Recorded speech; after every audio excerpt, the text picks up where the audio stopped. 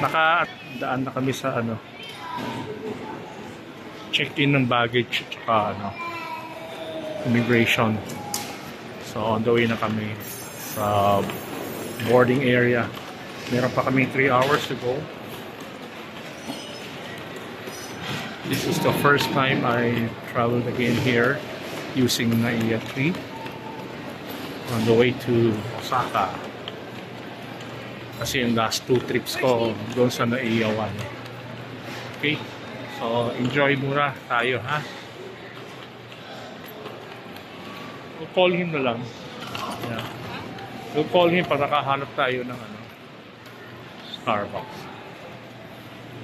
Oh, that's my daughter. Kasama ko siya, tsaka ang ninong niya. Meron pa nagbago dito mga kainan. I actually like this airport better than NAIA 1.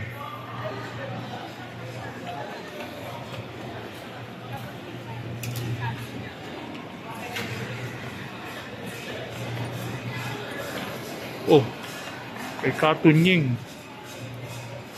May McDo sa taas. Sa dulo, kitang-kita na kay ni Rollers.